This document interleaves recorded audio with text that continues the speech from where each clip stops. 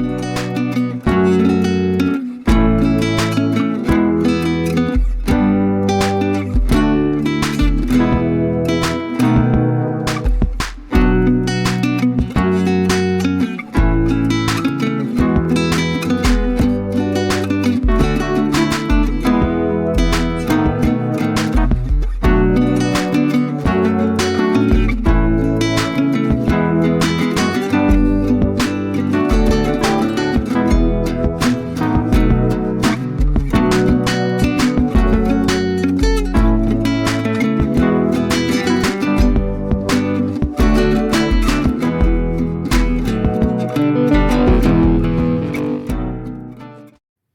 all know that organization is not a one day task, it is a regular process.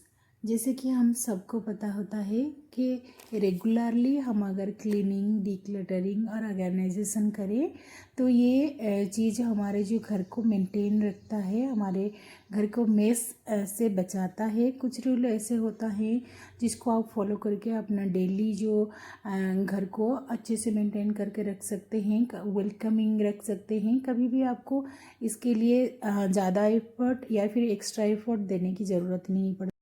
So friend, मैं Rosalind आपको स्वागत करती हूँ रोजालिन्स corner में। तो आइए फ्रेंड, देख लेते हैं कुछ ऑर्गेनाइजेशन आइडियाज़ जो आपके घर को हमेशा वेलकमिंग और क्लटर फ्री रखेगा और हमेशा आपका काम को आसान बनाएगा। तो चलिए फ्रेंड, शुरू करते हैं। आज मैं कुछ इस तरह के साड़ी ऑर्गेनाइज़र यूज़ करती हूँ जिसमें मैं अपने साड़ी को अलग अलग पार्टीशन करती हूँ। जैसे कॉटन साड़ी हो गया, सिंथेटिक हो गया, सिल्क हो गया, पार्टी वेयर हो गया, इसको अलग अलग सेक्शन करके रखती हूँ ताकि मैं इजीली यहाँ से एक्सेस कर सकूँ।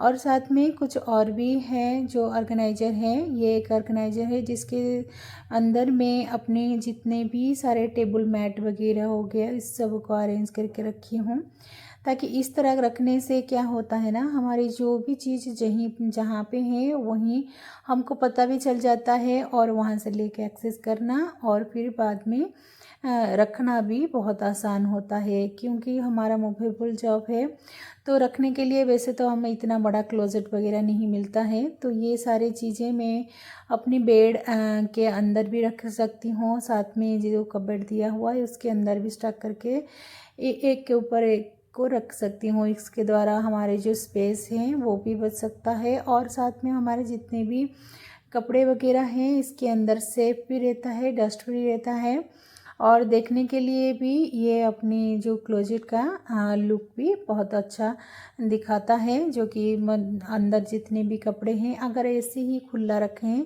तो एक तो बहुत ज़्यादा कवर कर लेगा जगह को और साथ में अपना कपड़ा जो होता है वो सारे डस्ट भी रहेगा और जब भी हम यूज़ करें उसको अच्छे से यूज़ भी ना कर पाए। और ऐसे नहीं है कि हैंगर लगा के आप हर साड़ियों को बस हैंग करके रखते जाओ तभी भी सुंदर लगेगा। अगर आपको के डेली बेसिस में चीज़ें यूज़ नहीं होता है, हैंगर में ऐसे ही लटका के रखते हैं या फिर बाहर जैसे दरवाजे के पीछे वगैरह आप हैंग करके रखते हैं, तभी भी वो एक ऑड और चीप लुक देता है घर को और साथ में वो डस्ट भी धीरे धीरे एक्युमुलेटेड करते जाता है। तो इसके लिए मैं अपने जितने भी साड़ी वगैरह है एक बार पहनने के बाद उसको वॉश कर लेती हूँ। चाहे हम उसको 2 घंटे के लिए फिर 4 घंटे के लिए सिर्फ पार्टी वेयर वगैरह वैसे पहन के जाना होता है, ज़्यादा कुछ उसमें करना नहीं होता है, ना ही इसमें बहुत ज़्यादा डस्ट और गंदा रहता है। बट फिर भी मैंने उसको हमेशा नॉर्मल वॉश करके ड्राई करके और प्रेस करके अंदर रखना पसंद करती हूँ, ताकि नेक्स्ट टाइम जब भी हमें यूज़ करना होता है ना तो उसके लिए हमें ना उसको वॉश करना पड़ता है ना ही उसको प्रेस करना पड़ता है। इसके द्वारा क्या होता है ना, एक तो आपका एक ही समय में अपने सारे जो काम है कर लिया, नेक्स्ट एक्सेस के लिए रेडी रखा अपनी क्लॉथ्स को। तो इस तरह आप अगर बहुत ज़्यादा साड़ी वगैरह हैं आपके पास या फिर डेली बेसिस में आप सूट वगैरह यूज़ करते हैं और पार्टी वेयर 2-4 घंटे के लिए पहन के ऐसे ही आके नेक्स्ट कभी पहनेंगे ऐसे करके सोच के रखते रहते हैं, तो उसको बिल्कुल मत रखिएगा। ऐसे नेक्स्ट बारी हमारा कम ही आता है अगर हम रेगुलर कहीं जाते आते नहीं है, जैसे मेरे तरह बहुत सारे लोग होम मेकर भी होंगे जिनको बाहर ऑलमोस्ट हर महीने 1 या 2 बार बाहर जाना पड़ता होगा। तो इसके लिए हम अगर हैंग करते रहेंगे तो वैसे ही वो डस्ट एक्यूमुलेट करते जाता है और नेक्स्ट टाइम पहनने में मज़ा नहीं आता है। तो इसके लिए मैं हमेशा हर बार वॉश कर लेती हूँ। चाहे उसके लिए आप थोड़ा सा कंफर्ट यूज़ करके 5 मिनट या 10 मिनट भिगो के धो सकते हैं, नॉर्मल वॉश करके धो सकते हैं, या फिर आप थोड़ा सा इजी वगैरह डाल के भी आप शैम्पू या इजी इस चीज़ को भी यूज़ करके आप धो के रख सकते हैं। तो जितनी भी साड़ी वगैरह है मैं हमेशा कैटेगरीज वाइज रखती हूँ। कैटेगरी करने से ये होता है कि कौन सा कपड़ा किस समय में पहना जाता है वो तो पता चल जाता है, और एक चीज़ें हमें हर चीज़ को निकाल निकाल के देखना नहीं पड़ता है। जो ही चीज़ें चाहिए हम डायरेक्ट उसी को ही निकाल के वहाँ से यूज़ कर सकें। तो कुछ इवेंट में मैंने अभी बहुत सारे साड़ी वगैरह को यूज़ किया था। वैसे डेली बेसिस में मैं तो साड़ी यूज़ नहीं करती हूँ। तो ये इस तरह क्या होता है ना, नेक्स्ट इसके लिए चांस बहुत कम ही रहता है पहनने के लिए। तो जितनी बार भी हम साड़ी को पहन लेती हूँ उसको वॉश करके अभी मैं ड्राई करके इसे फोल्ड करके रख रही हूँ, और जिसको प्रेस की ज़रूरत है उसको प्रेस भी कर लेती हूँ ताकि नेक्स्ट टाइम मैं यूज़ कर पाऊँ।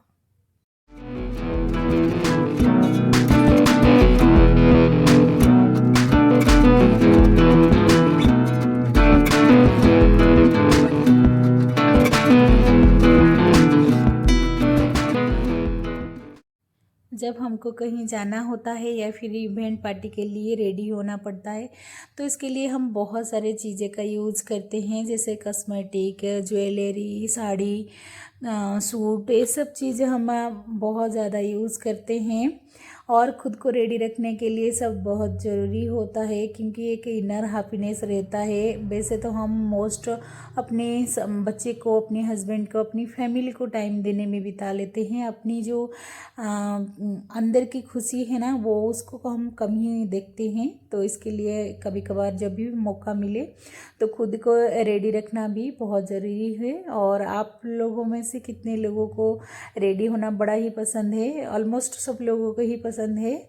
तो चलिए फिर रेडी तो हो जाते हैं, और जब पार्टी और इवेंट से आने के बाद हमारे घर में चीज़ें को इस तरह रख लेते हैं, और बिल्कुल चीज़ें ऐसे जहाँ मन चाहे वहाँ रख लिया। तो इस तरह चीज़ें ना करके हम जहाँ से चीज़ें उठाए हैं, जैसे उठाए हैं वहीं पे ही ला के रखेंगे। तो ये हमको दोबारा इस जगह को ऑर्गेनाइज़ करने के लिए टाइम देना नहीं पड़ेगा, बल्कि जो चीज़ें जहाँ से उठाए थे वहाँ रखने के बाद वहीं जगह फिर वैसे ही सुंदर दिखने लग जाएगा, और नेक्स्ट एक्सेस के लिए हमको चीज़ें ढूंढना नहीं पड़ेगा।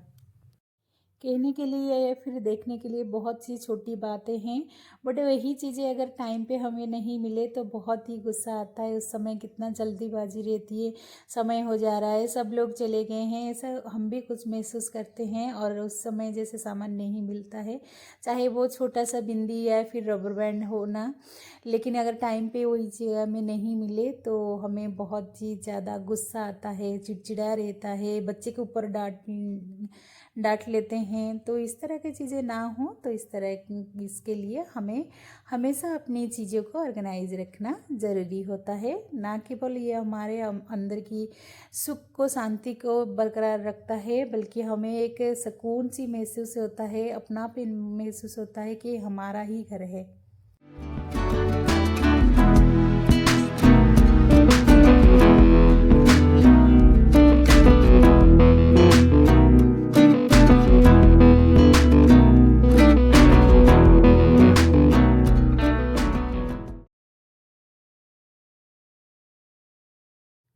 चाहे घर की कोई बड़े अप्लायंस हो या फिर घर के कोई छोटे मोटे चीज़ हो, अगर उसको हम सही तरीके से रखेंगे तो एक एक केयर और जैसे मिल जाता है ना, तो चीज़ें बहुत ज़्यादा लॉन्ग लास्टिंग हो जाता है, उसका जो ड्यूरेबिलिटी है वो बढ़ जाता है। जितने आप सारी ज्वेलरी वगैरह मेरे देख रहे हैं ना, ये कई सारे दिनों का, कई सालों का, दिनों का नहीं सालों का पुराने हैं।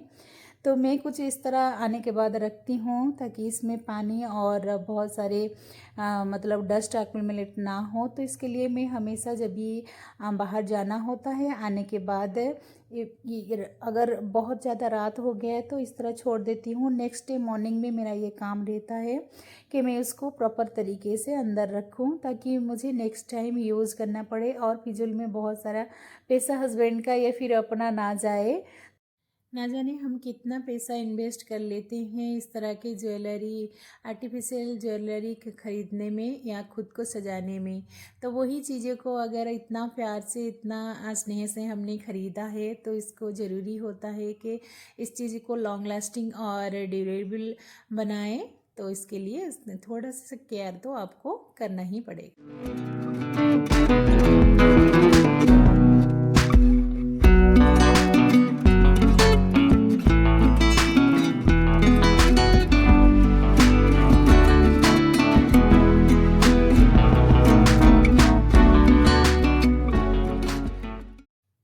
मैच करके साड़ी के साथ चूड़ी, ज्वेलरी ये सब हम पहनते ही हैं। तो इसके लिए मैं एक ऑर्गेनाइज़र यूज़ कर रही हूँ जिसके अंदर मैं अपनी जितनी भी चूड़ियाँ हैं उसको अरेंज करके रखी हूँ। और जैसे ही चीज़ें मतलब कहीं से जाना आना होता है, आने के बाद मैं ये सारी चीज़ें प्रॉपर तरीके से अपनी जगह में रखना पसंद करती हूँ। एक तो बहुत ज़्यादा मतलब फैला हुआ घर लगता नहीं है और नेक्स्ट डे हमको बहुत ज़्यादा समेटने की ज़रूरत नहीं पड़ती है। अगर ओवरनाइट हो गया है दिन में उसको नेक्स्ट डे ही अरेंज करके रखती हूँ। इस तरह देखिए अपनी अच्छे से ऑर्गेनाइज भी हो जाता है और चीज़ें बहुत सुंदर भी दिखती है, देखने के लिए भी बहुत सुंदर लगती है। बहुत ज़्यादा कलेक्शन मैंने नहीं रखी हूँ, फिर भी जितने भी रखी हूँ और अच्छे से रखने की कोशिश हमेशा करती हूँ। सो फ्रेंड, मैं इस तरह के ऑर्गेनाइजेशन आइडिया इस्तेमाल करके अपने घर को क्लटर फ्री और हमेशा व्यवस्थित रख पा रही हूँ। तो आई होप कि आपको भी ये वीडियो हेल्पफुल लगे होगा और अपने घर को ऑर्गेनाइज करके रखने के लिए। तो फ्रेंड, इस तरह के और भी बहुत सारे वीडियो मेरे चैनल पे अवेलेबल है। किचन ऑर्गेनाइजेशन हो, जीरो कॉस्ट ऑर्गेनाइजेशन हो या फिर स्मार्ट ऑर्गेनाइजेशन हो, तो आप एक बार चैनल को विजिट ज़रूर कीजिए। और वीडियो को लास्ट तक देखने के लिए बहुत बहुत धन्यवाद। और नेक्स्ट मिलते हैं और एक इंटरेस्टिंग वीडियो के साथ। तब तक के लिए बहुत बहुत धन्यवाद। बाय फ्रेंड, हंसते रहिए, मुस्कुराते रहिए।